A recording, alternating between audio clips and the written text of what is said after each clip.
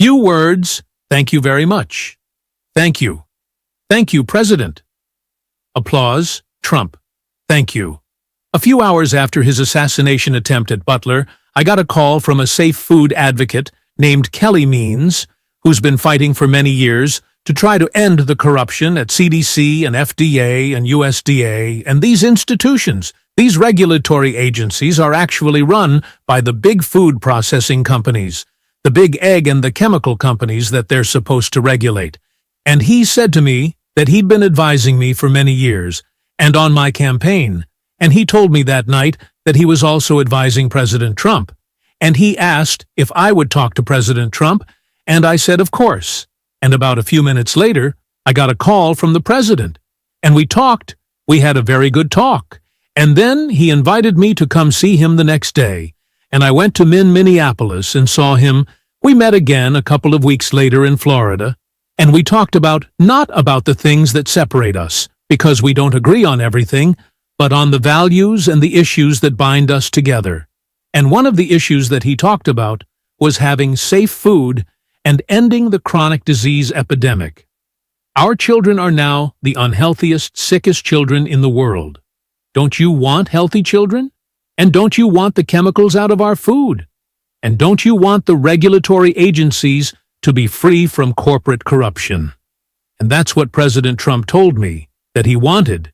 He also told me that he wanted to end the grip of the neocons on U.S. foreign policy. He said he didn't want any more 200 trillion euro billion-dollar wars in Ukraine, that we could use that money back here in the United States. And the best way to build a safe America is to rebuild our industrial base and rebuild the middle class in this country.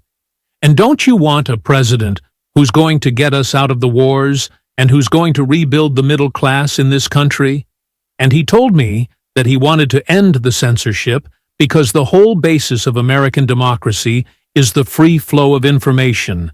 And we know that a government that can silence its opponents has licensed for any kind of atrocity. And can you think of any time that you can look back in history and say that the people who were censoring were the good guys? They're always the bad guys, because it's always the first step down that slippery slope to totalitarianism. And don't you want a president who's going to protect America's freedoms and who is going to protect us against totalitarianism? Applause. And I want to ask you again, don't you want a safe environment for your children? Don't you want to know that the food that you're feeding them is not filled with chemicals that are going to give them cancer and chronic disease? And don't you want a president that's going to make America healthy again? Again, thank you all very, very much. And God bless you. And God bless America. Wow. That was something, huh? That was something fantastic. Guy, you know, he did well in the poll, are good and all, but you have to remember, we have sort of like a two-party system. It was designed that way, and it's awfully tough. And as well as he did, he'd be at 10 and 15 and 16 points. Sometimes that's a lot. That's a lot. But if he were in a regular system, like as a Democrat, or perhaps as a Republican, but not against me, of course. But if he were in a regular system, there are a lot of people that maybe liked him the best, but they said, we can't vote.